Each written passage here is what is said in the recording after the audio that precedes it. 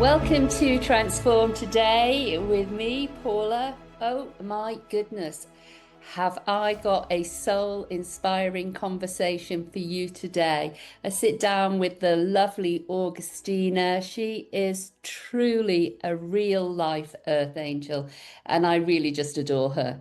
Her story is incredible from the courtroom to coaching, and she shares what happens when life brings you to the edge and then back again. After a near death experience and 6 weeks in a coma that literally transformed her calling to a divinely inspired life, she takes us on a lovely journey. So take a breath, open your heart, and let's dive into this beautiful conversation with Augustina. So, Augustina, you know I love you. You know you're just like an amazing person, a great friend. I've always called you an earth angel. And, I think you can talk to us about angels in many ways, and one of the things I thought would be lovely is for you to share with our audience the impact of your near-death experience, the impact of having been in a coma for 6 weeks, and how that really informed your life and how you show up today. So yeah, I mean, because that's a huge experience. And I know from our own conversations, it did transform your way of life. So it'd be great to share that with the audience. Thank you. I'm so happy to be here. I'm really aware that a lot of people have different experiences, so I really honor everyone's experience. This has just been my experience. So 11 years ago, yeah, I had a near-death experience, and it was described in the intensive care notes as being catastrophic. Yeah, There was a series of catastrophic mistakes made in the hospital, which was right. why this became a near-death experience. And on my intensive care notes, it said this lady's not expected to live. So I just want to come out of the valley of that comment, and I am smiling 11 years later and saying, not only has this lady survived that experience, but she's living as fully, more fully, with more joy and bliss than I could ever have imagined was possible. So for me, Yeah. it was really, um, yeah, it was an awakening, it was a rebirth, and it was an opportunity to have another chance at living with joy and bliss. Yeah. Beautiful. Now, I know you told me, when you came round and out of the coma and you were looking at your family, what was going through your head then? Where were you, in, So thank you, Paula. When this was actually 9 weeks in hospital and yeah, 6 weeks in a coma, and I was in and out of the coma. So there was a time I just hadn't really realized how poorly I was yeah, because of the drugs. So there was a time when I was in intensive care actually, and our vicar came in to yeah, see me, and I was really, it was quite a moment. That was a moment when I realized it was really serious. And yeah, I think I cried in that moment because I sure. thought, what are you doing here? And I was given the last rites. And then I slipped back into the coma, came back out of the coma again. And my family, every time I was lucid and conscious, because I slipped Yeah, in and out, they would all be there and they would be looking at me as if it was a miracle. And I remember my sister Queenie, we're very, very close. I always say we share a brain.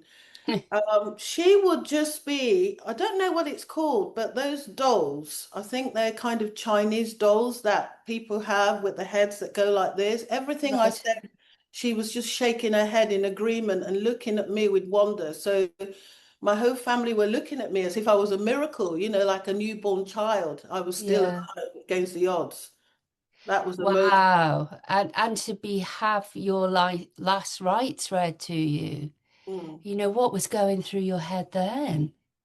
Well, I hadn't really realized how serious it was. When you're in it, you Yeah. are so ill that in reality, I just really want to say this. I think my family, I have two daughters who were supported to say goodbye to me. They were teenagers. They had to say goodbye to me. They were properly supported Wow. nurses. And I honestly feel, and I mean this with all with sincerity, that my family suffered a lot more than I did. They suffered as they thought that I wouldn't make it. I didn't really have the awareness of the seriousness of what I was facing, what I was ill. Sorry, what I Yeah. was in. That's And literally. your poor girls, and Queenie, just hearing that they were had to prepare to say goodbye to you. Mm, That is, gosh, it's just so moving, isn't it? The heartbreak that they would have felt. mm. Yeah, it's a trauma. It is, and my gosh, I'm thinking about your faith. I know, your we've got a lot to talk about with trauma, but before we move into other areas, I'd really like to, just sort of touch on your faith and how that carried you through the valley, if you like, yeah, as you said earlier. So I've always had faith, and I'm quite an inclusive person in any event, Yeah, and have social justice and compassion at the heart of who I am, my DNA. So I've had lots of I have I believe in lots of different modalities, and actually really respect all the different faiths. yeah, sure. Respect people who don't have any belief either. But for me, the experience was so incredibly profound, that rebirth, that coming out of the valley, that I was baptized and christened Right, uh, okay. not long after I came out of hospital. Yes, uh, I was baptized and christened not long after I came out of hospital at the church, same vicar that came to see me in hospital. It was really a defining moment for me because I believed so clearly and knew that there was a reason for my still being here. And I wanted to actually honor God for that. Oh, that's beautiful. And of course, so that, having faced death, having had the rites read to you, having your whole family around you, it's gonna be a very transformative experience, how you show up in the world. Obviously, I know, kindness is in your DNA too, so it's like we've had conversations before where you said, well, when you face death, Paula, nothing else really matters. Mm. You know that you can show up more authentically. So, how did that change, in the way you do show up? Obviously, for people on the outside, it mightn't have changed so much, but that inner transformation, that fearlessness, faith, those emotions that come with it. Do you want to talk Mm. to us a bit about that? Yeah, sometimes words can't really fully express a feeling, an emotion, a way of living. My whole life has changed in ways that I couldn't have imagined and is still changing every single day, every hour of every single day. So I realized that life is brief. I Yeah. realized that we actually don't have the control that we think we have. Obviously, we look after ourselves, we do all the things that we're supposed to do. But in Yeah. reality, my catastrophic episode came out of nowhere, came out of nowhere, Right. totally unexpected, and there was no apparent reason for it. I don't want to go into it. Yeah. It was called an ischemic bowel. It can happen to anybody. Yeah. And when it comes, it's really you're very lucky to survive. So I live my life every day and try to infuse as much purpose into my life, as much service into my life. I try to be fully expressed, very authentic, and really, I just love every minute. And I am an adventuress, so that's Yeah. led me traveling a lot. Yeah. In the last few years, and right now I'm actually in St. Lucia. It's my We'll third talk time. about that. Yeah, in Yeah. St. Lucia this year. So I'm actually just really living life as fully as possible, enjoying every minute, and also with as much appetite for service. Yeah, looking for Yeah. ways that I can serve. And that's gorgeous. And service does actually transform your life. It's like, Mm, so where would you have me go? What would you have me do? I'm here against the odds.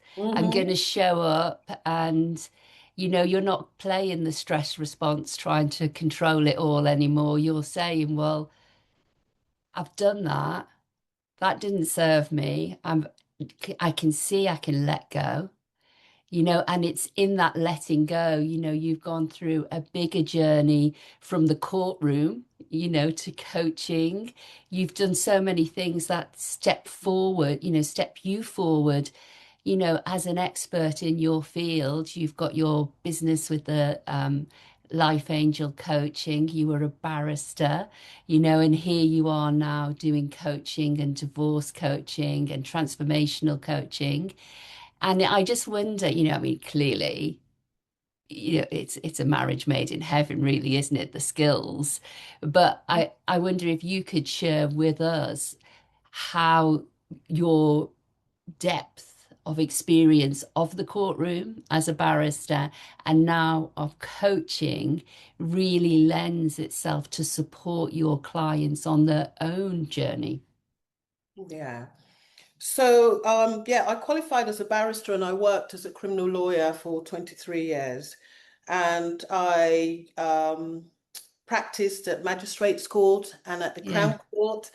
So, and I was a senior lawyer as well, a principal lawyer at the end. So I practiced at quite a high level.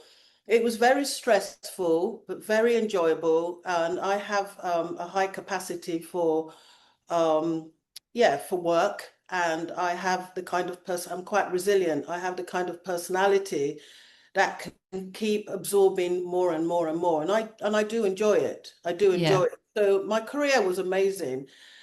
And I actually took a voluntary redundancy, an early retirement package 5 months before I was ill. So that in Interesting. itself is interesting because most people assume that I stopped work and I stopped work because I was ill. No, I stopped work and was ill 5 months later. And I wonder sometimes whether the lifestyle actually just caught up with me. It can happen that the minute you change your lifestyle, that the stress comes up. I don't know. Absolutely, because when you relax, basically the adrenals go crazy. Everything starts, what you've been holding on to for dear life and keeping up that energy and that power. We know that's burnout, don't we? That's what causes that. So the minute we stop, where you think, oh, I'm giving myself a break, it's like the body has time to be heard now. And so Mm, everything starts popping up to the surface. And what should be, or you think would be the moment where it would all become more chilled, all of that all that energy you've been running on all of a sudden wants to be seen, wants to be heard. And it's crazy, really, isn't it? So I totally get what you're saying there. That could well have been that moment. And I would even go on to say, your soul probably put you there. Your soul would have been knocking at that door saying, take that early redundancy. 100%. And I'm glad you said it that way. I couldn't have said it better in terms of what was going on for me 5 months on. Um, yeah, I think it was honestly the best thing that could have happened to me at that time. It's easy to say after the event, it didn't feel like the best thing at the time. Nobody wants to suffer, Of and nobody course. would ever want to see their family go through what my family went through, watching me suffer. But we don't actually have control in life, and sometimes from the very worst suffering, from the valley, comes the peaks. And this is really what I want to share, that in life, we can, very few people live in Disneyland and they go through life without any kind of palpable form of pain. But Yeah. most of us will experience some sort of pain and suffering to varying degrees. And yeah, the way we perceive it is what's important. If we can see the opportunities in Mm. that pain and actually use those opportunities to alchemize and create a better life, and let that pain and suffering be our teacher. Let that pain and suffering be, it's a difficult thing to say. It has been transformative. Yeah. I feel that. I feel what you're saying. Because, of course, the alphabet with its 26 letters can never describe the power of the universe riding in your heart and soul and mind. And, you're talking about an experience that was a reckoning with the universe, with life, and you came out the other side and realized there's another way to live.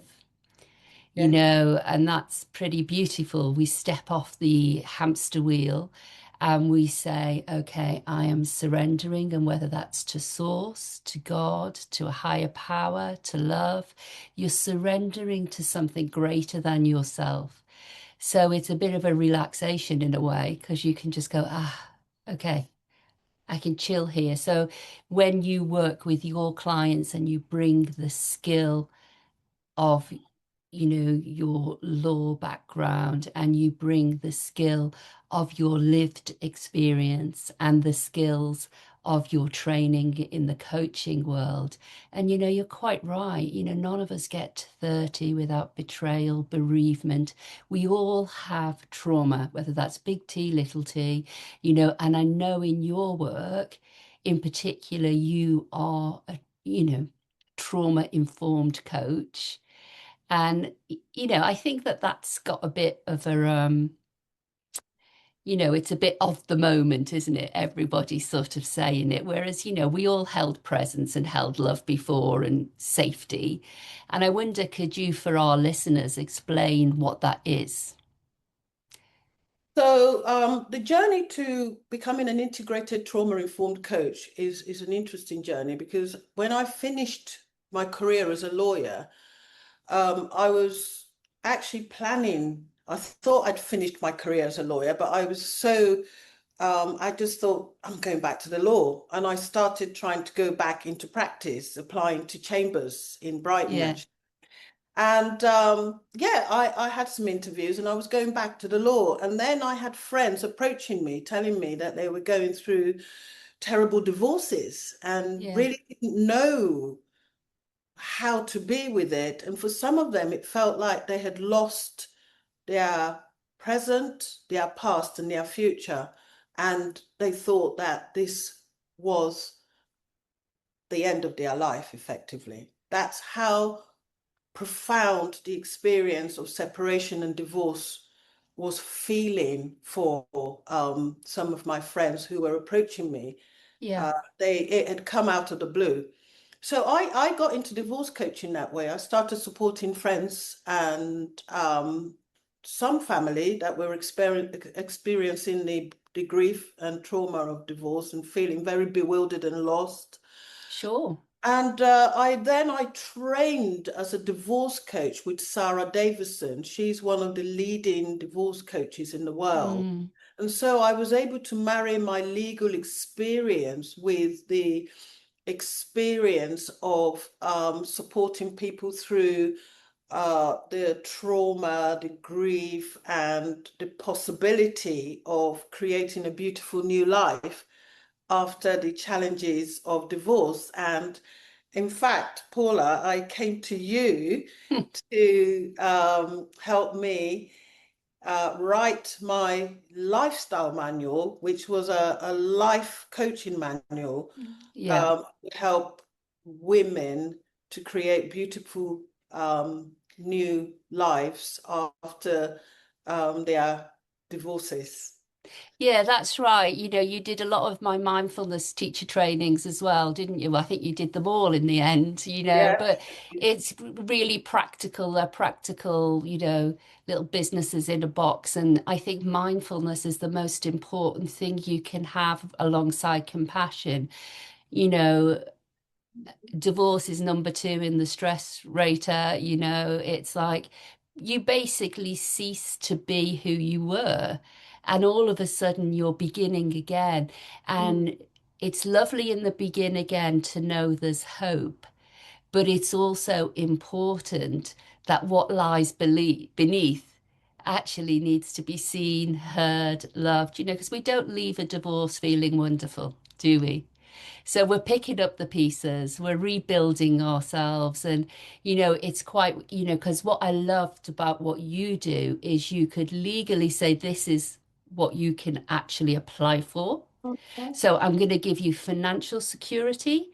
I'm going to give you an avenue to show you how to get that, which I think is wonderful. Then you would say, I'm also going to be able to hold space for you while you hit your knees, mm, while you let that pain flow out. I'm mm, going to hold that space. I'm going to see you. I'm going to hear you. I'm going to love you. And then when we've done that, I'm going to be here with all the transformational packaging things that you've done as well. And we can look at the joy. We can look at Joseph Campbell's, like, I'm ready to follow my bliss. And the thing about you is that you're very authentic in you've experienced all of these things. mm, And not only that, you've experienced the ultimate surrender. mm, And that in itself is a gift in your presence. mm, You bring that to the party of your skill base because there's nothing more powerful. For me, the most powerful person in the room is the most present person. mm. It's true. There's so much knowledge that we have available to us now, with all the various platforms. So, of course, knowledge is really important. Expertise is really important. Yeah, It's really important to know the law, be an authority on these matters. But for me, divorce coaching, so many people have told me that I really came in as an angel, my business, Life Angel Coaching, when they needed me the most. Because when you're facing the challenge of the end of a significant relationship, it's not something that in a million years most people think are going to happen. They have yeah, their life planned out, and it comes as a real body blow. It comes as a trauma. It comes as grief. It comes as a terrible shock. And I had the honor and privilege of being able to cheerlead, sit beside women, hold their hands at a time when people felt completely lost and bewildered. yeah, And the thing that's important to remember here is at this time is also the very time that women are being asked to make really important decisions for the future about their financial security, if they have children, about the future of the care of the children, and yeah, financial commitments that are going to financial settlements in respect to the children. And this is an important thing for people to remember, that when we are in the midst of all of that bewilderment, that grief and trauma, yeah, we are not in the position to make the best decisions. So the value that I bring and that I brought was I was able to be very strategic Yeah, sure. in the support and advice that I gave women about the future. And quite often, a lot of women were so traumatized, they just wanted the experience to be over because they were often dealing with coercion and control and narcissism. Sure. So they felt completely broken. So they would often say, I just want this experience to be over. And if we're not able to support women to think about being financially responsible for the future at that very time, then mistakes are made. And I've Yeah, had a number of women where we've had to reconsider the orders that were made when they were not in a position to make the right decision. amazing. And Mm. yeah, I know, I know some people personally that you've helped in that way, and it's been amazing for them and transformative. And it's Mm. very grounded. It's like, okay, we're on Maslow's hierarchy of needs. We're talking about the baseline here, aren't we? We're not running up to the transformational actualization point, are we? We're actually, basically chopping wood and carrying water. We need to do the basics to get through the day almost at the beginning, isn't it? So to have someone who can say, I've got my eyes on this for you. I Mm. can help you with this bit. Now you put that pink soft blanket around you, nurture yourself, love yourself, give yourself a little bit of a break. In Mm. mindfulness, we just say like just press pause for, give the mind, give the thoughts a little bit of a holiday. Let's just take that time out for self-care at a time it's so needed. Mm. It's so important. But I think that that's a wonderful part of what you do, but you take people right through the rebuilding Mm. process. It's not, you're there at the beginning, but you're there for that Mm. joyful end that is Mm. dancing, that is saying, okay, I look back over this year, it might even be, and I think, I didn't think I'd stand here. Can you share with us one of your clients who may have said to you, oh, at the end of a year, I can't believe it. I feel a different person. Yeah, I worked with a client for actually 4 years. She had three Uh, children, and it was a narcissistic relationship. And excuse me, I get quite emotional when I think about this lady. She really fought to save her kids from, yeah, emotional and psychological harm. That was her priority. And it was a hard struggle. It was the court system, litigation was used as a form of abuse. And some people will know about the concept of parental alienation, which is used to basically discredit women yeah. who are calling out abuse. Right, okay. And In what yeah, forms? Sorry, well, could you just it's expand mainly on that? women who have children who are concerned about the level of contact or the nature of contact with their partners Yeah, because the partners are abusive. right, okay. Often the abusive partners will say that normally the woman is alienating the children from him. Right, okay. And so therefore, the abuse continues from the woman to the children. So, this particular client, I supported her for 4 years. We went to court, we went to a lot of meetings with social workers and all sorts of people that were interviewing the children. And in the end, we managed to save all three children. And Great. her youngest child, when he was 16, he asked to come to see me Oh, that's lovely. to thank me. And till this day, she always says, you saved our lives. That it's not really about me, it's Of about course. the ability to use this knowledge, this expertise, this this understanding to share it, to support Yeah. people, to be beside people, and to really, we're talking about saving lives because it's not just physical harm, it's this psychological harm. It feels like psychological warfare. Yeah. Yeah, And it's painful. It's yeah. painful and it's eroding confidence. It's, building a armor around the heart.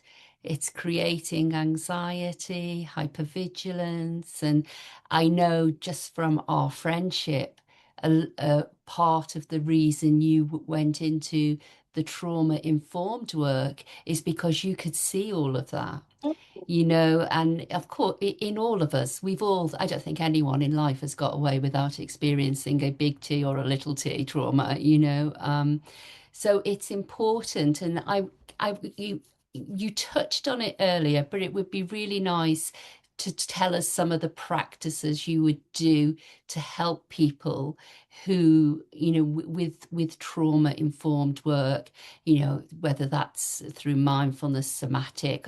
It'd be great for you to share what you actually do. What could I expect if I came to you, feeling that I had lots of trauma in the body and I wanted help? I have something. Can I show you? Well, hopefully, but I've remember, devised, this is my secret sauce, which I've devised. And I devised it actually, especially for the Academy children that you know about, Paula. yeah, And this is my nervous system mapping booklet, where we use the traffic light system. And essentially, I'm an integrated trauma informed coach. So yeah, at the heart of everything I do, I work with root cause resolution. So yeah, we work to establish the source of the pain. We work to establish the source of the limiting belief. We work to establish the source of the barriers because trauma can manifest not only as physical illness, but as psychological and mental illness as well. yeah, So, my secret sauce is I support people to gain nervous system resilience. yeah. Great. And so we hear a lot about nervous system regulation and people being dysregulated. So using the traffic light system, we can support people to track what it feels like to be in green. And Yeah, that's when we're engaged, we're focused, we're connected, we're creative, we're in flow. And sure. that's the parasympathetic nervous system. Yeah, That's sure. where good health lives. And we support people to understand for them what they need to do to be in that state. And we also support people to understand that they can move. Life happens. So Sure. life can be very triggering. And when we move into the sympathetic nervous system, which is fight or flight, that can Yeah, be a natural response. And people who have experienced trauma can be very sensitive and can find themselves there more often than they would like to because it's an autonomic nervous system response. yeah, Fight or flight, when it's not necessary, when we're hypervigilant, when we've been exposed to a lot of stress and we're overwhelmed and a lot of trauma, we support people with the mindfulness practices, with the kind of what we call what mindfulness practices, toning the vagus nerve, all the practices that help us to come into green, to help us to come into homeostasis, to come into yeah, balance, to yeah, become calm.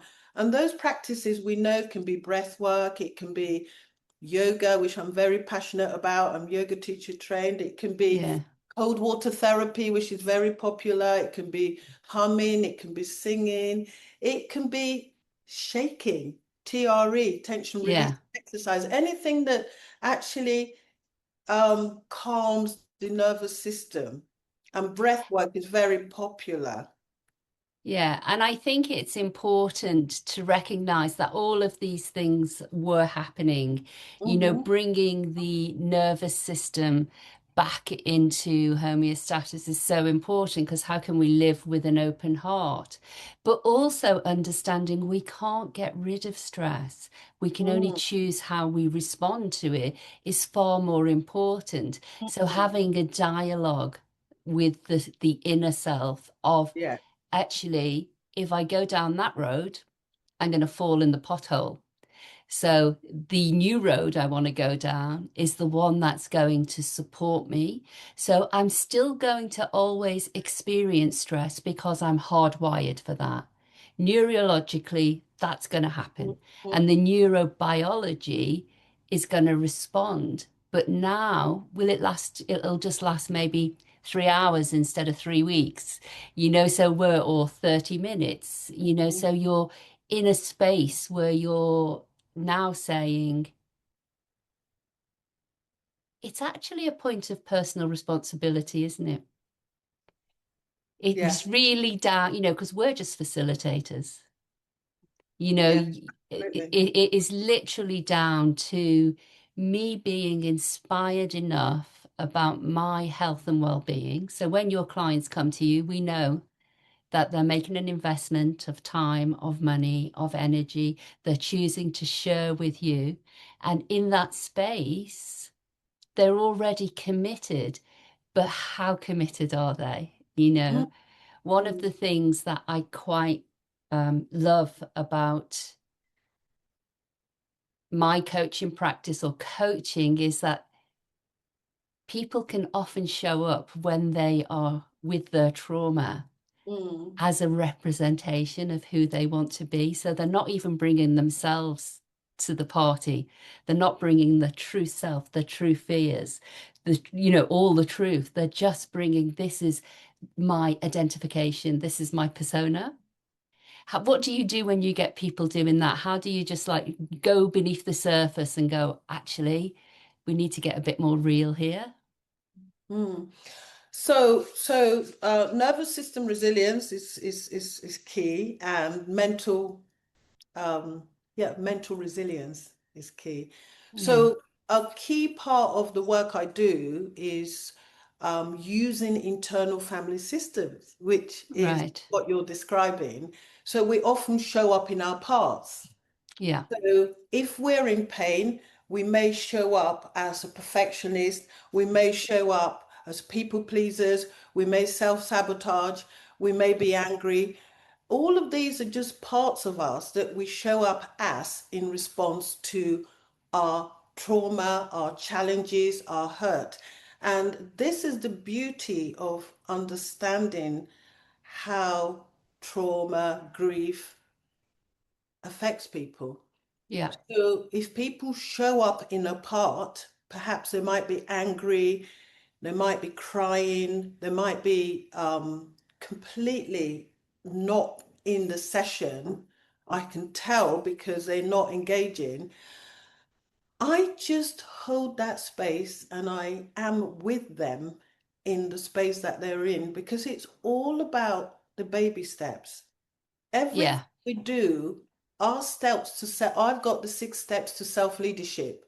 There are so many different programs, but that self-leadership is where accountability lives, is where sovereignty lives, is where power lives, is where it's the self-leadership is what it's all about. And the baby steps is actually, I'm really glad that you're giving me an opportunity to talk about that because there are so many amazing programs out there and we feel the need to present solutions to people. I've been mm, doing this work for 8 years, and it doesn't matter how clever your solution is or how clever you are. The only person that matters in that moment is the capacity that your client has to receive. How perfect. I safe? love that. I Yeah, love that. yeah. Because that's the game changer. Mm, When you can just get a little crack in the door. Is it, Leonard Cohen who says the cracks are where the light gets in? yeah. You get that little bit of light and that little bit of self-soothing. And it's just like I can just breathe Mhm. for the moment. And you can see it. You physically see your client change. It's really interesting where all the labels are dropped. the identities are dropped and they sink into being. And of course, from being, none of these systems even matter. From Mm, being, you're connected to your essence, going back to where we started, the mm. freedom of knowing the truth of who you are. You having that massive surrender, after your near-death experience, that's a freedom that this world can't give you or take away, isn't it? Wow. It's the best thing in the world to know that you're enough, to know that you've Yes. always been enough, to know that, when you have a taste or a glimpse of feeling fully expressed and being able to own your space and being able to Yeah. put a smile on in your face and that inner landscape, just know Yeah. that this beautiful journey through life can only be done by you knowing that you're enough. Yes, we love lots of people love us. It's great to be successful, it's great Mm, to be wanted, but actually the most important person you need to check in with is yourself. That's where joy lives. absolutely. Yeah, Yeah. and that's where the joy happens when you they say, don't they, love their neighbor as themselves, the golden rule, but actually we weren't really trained or taught to love ourselves. We weren't trained to step up and go, actually, my boundaries matter. What I would like matters. But even beyond that, just because I'm alive, I'm worthy. I have Mm, this miraculous body. I have this wonderful heart that's beating. It's not asking, you know it's not showing up. It's like plants, isn't it? I think the universe gives birds air to fly, fish water to swim, and we're given a unique essence, we're given a uniqueness in us that can naturally be tapped into. And sometimes when we just take the soul and we say, okay, the essence of you is not just enough, it's actually everything because you're part of the oneness. So mm, you're someone because you're part of the whole lot. And if you're part of the whole lot, then it's it's humbling because you don't need to second guess yourself anymore. You can actually say, oh, okay, I've got these limiting beliefs. I'm going to use my mindfulness to change them. I'm operating from a 9-year-old, maybe in that situation. I've learned something, I've took it on board, and it's not true. mm, Thoughts on facts, mm, So now I can go, actually, I'm going to change my mind on that. It's like when you're younger and you mightn't like hummus or olives, and then all of a sudden you love them. There's an opportunity always to unlearn, isn't there? And I think when I see the magic, the words are all right, but it's the energy, it's the embodiment, it's when people feel that presence. I'm passionate with teaching the mindfulness to get to presence, to power presence, because for me, that's where, it lies. And I know you're passionate about that mm, too. mm. And it's that, because really trauma informed should come from a center of embodied because the body keeps score. So if the body is holding, what am I trying to say? Holding, So trauma is held yeah, viscerally in our tissues, is yes, held thank you. viscerally in our bodies.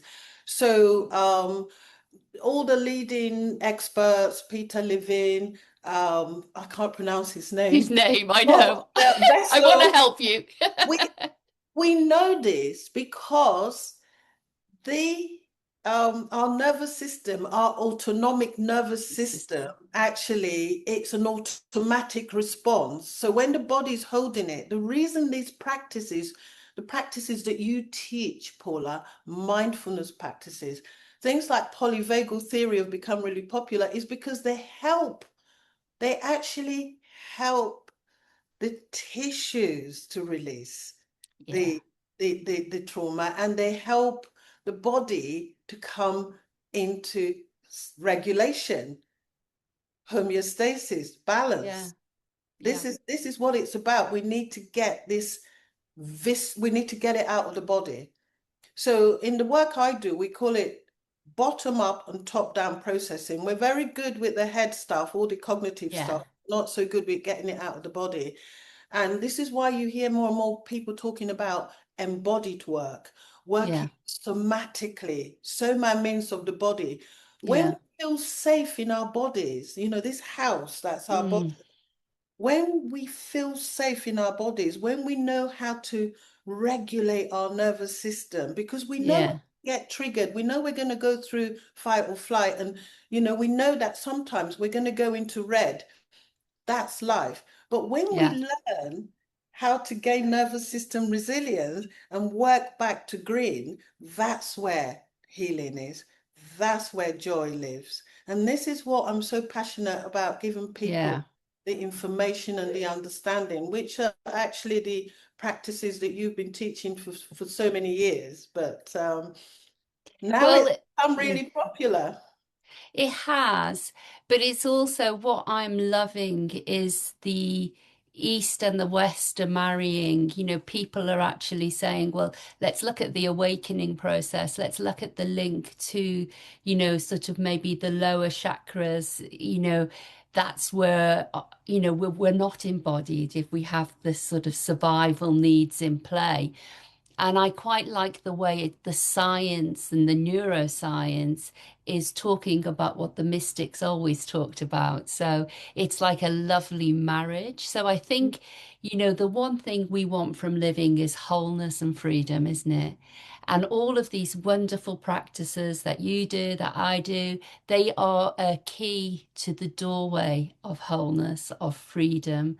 And, that center in the heart is, because when someone comes to us, we don't necessarily just, like as you know, I've worked a lot with soldiers returning from war-torn situations, and, they may have lost limbs. There's huge trauma. And Mm, yet, where the peace lies, where the joy lies, is when we just get them into the moment of their heart, because that is it, isn't it? Our power is in this present moment, and the generosity of the moment is we can choose to choose again, to begin mm, again. And if we can have a setup, which I think is what you do wonderfully, you take that journey, you have the setup, and then the safety is in place for the body to receive, for the mind to receive, and for the heart to receive. Because one of the things I notice is we need body, heart, and mind in coherence. And when the mm. three of them are in coherence, not one of them's not arguing, saying, I'm not sure I'm good enough, or I can play that game, or I can receive at that level. But when we get the three of them in process, in coherence, it's like, oh, actually, where's my thermostat for love? Mm. What have I been thinking about on love? What have I been thinking about on abundance? What have I been thinking about on health? And then we're so free. We get to navigate the unconscious mind, and we get to see what weeds we need to take out and what beautiful things we want to plant in there for Mm. a, beautiful mind, a beautiful heart, a beautiful body, a life worth living, sort of, because we weren't born to live the stress response, were we? No, we were born to live in joy, to live in harmony, it's all available to live in bliss and to be ecstatically happy. But again, these are just words. Somebody was telling me Mm, yesterday, words are great, but it can be difficult to connect with words as well. So when I'm thinking of the baby steps, I think yeah, sometimes actually that before we can make words, we need to recognize the letters. And before we absolutely. can make statements, we need to recognize the words. Yeah, And we're really fortunate because we've been on this journey and we're still on this journey because every day we have to choose to be fully expressed.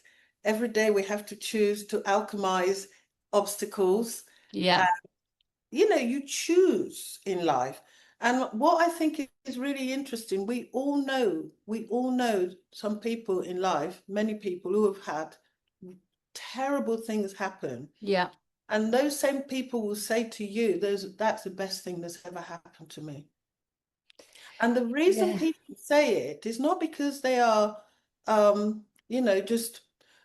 just wearing rose-colored glasses or just making the best of a bad experience, is because people know the value of that inner landscape, that joy that they can create within them.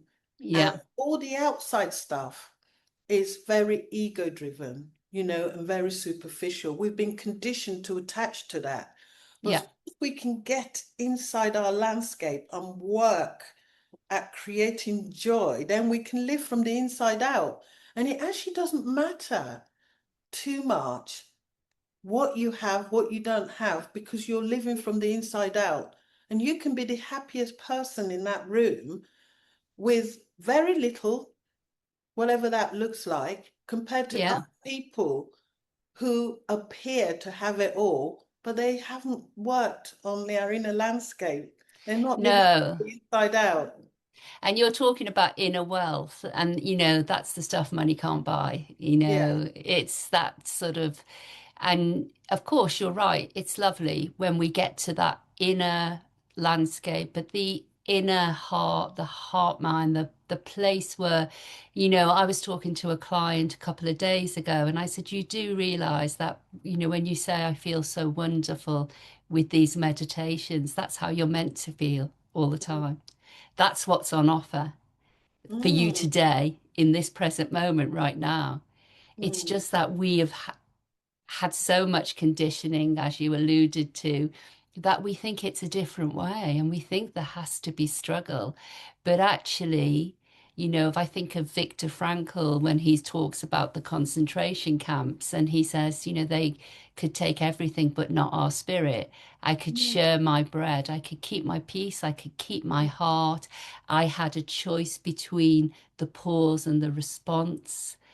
And yes. each time I took a breath into my heart and I said, I am a spirit. I am Mm, divine. I am more than this.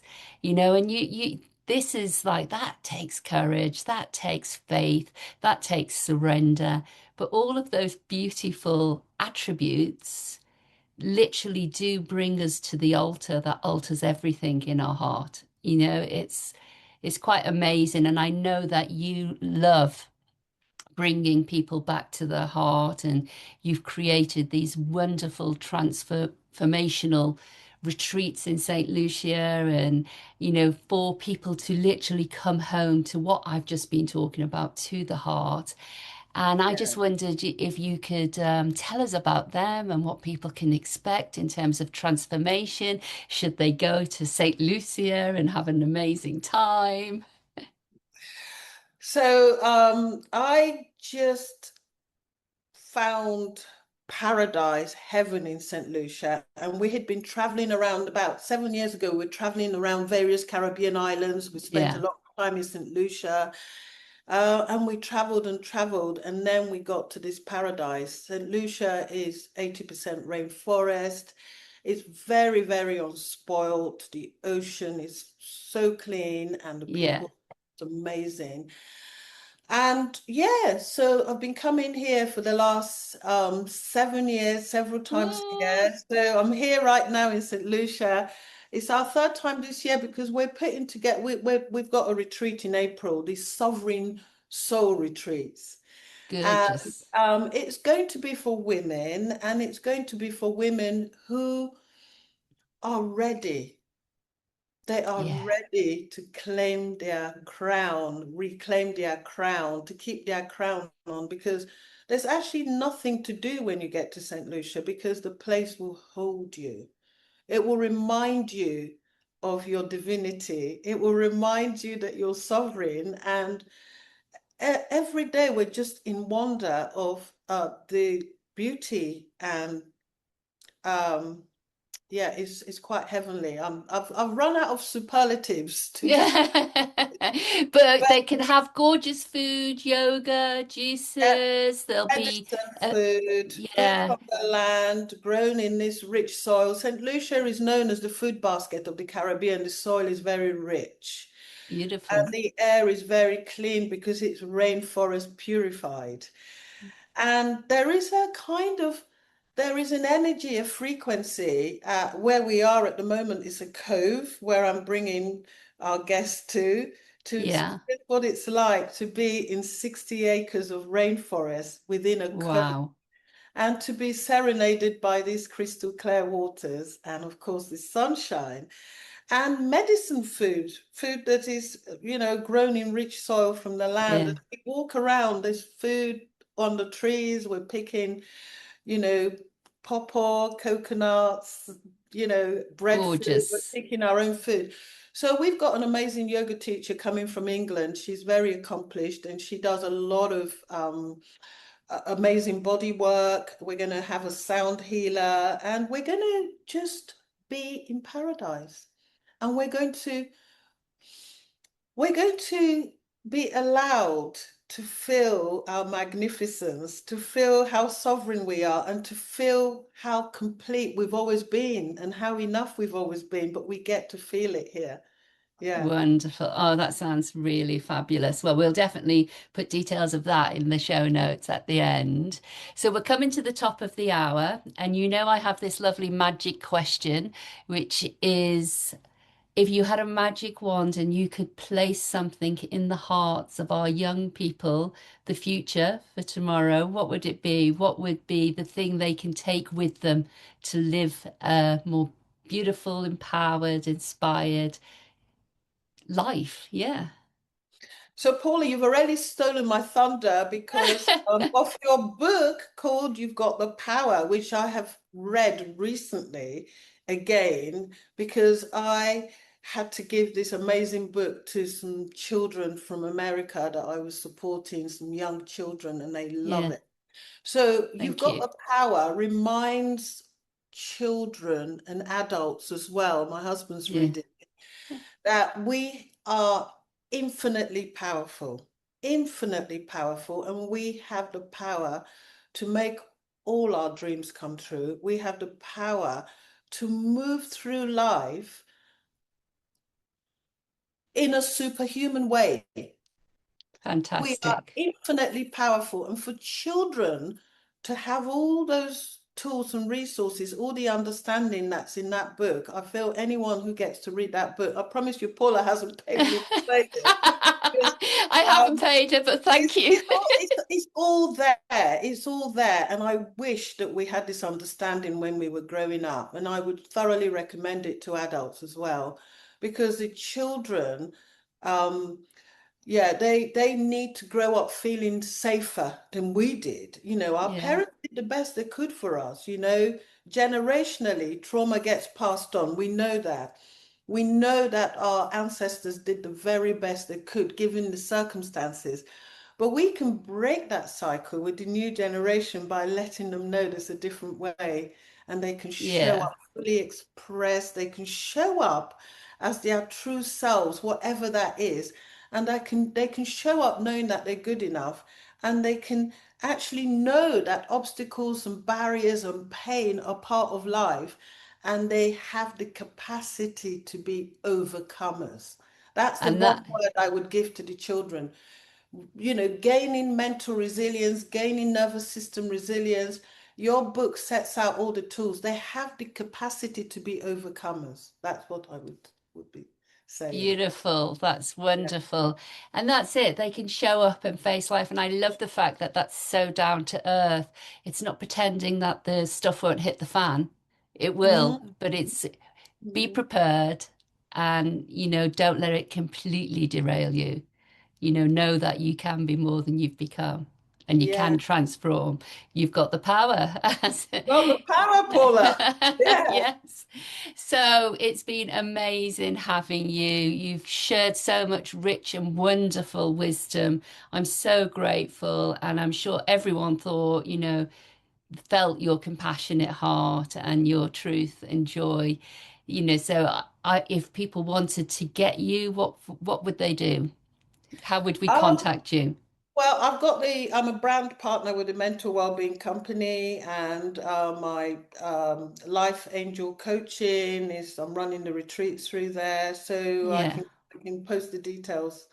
Through Fantastic. We'll pop it in the notes, and people can follow you on Instagram, can yeah, they? Instagram, Facebook. Yeah, and thank you for having me, because this is what I love doing, and to be able to share it is an absolute joy and a privilege. So Thank you. And thank you for your vulnerability, telling us about your life experience at the, beginning, but how it's informed, just you are an earth angel. I always call you an earth angel. You know this, and you do make a really big difference. So it's a privilege to have you on, and it's just been great to have you here.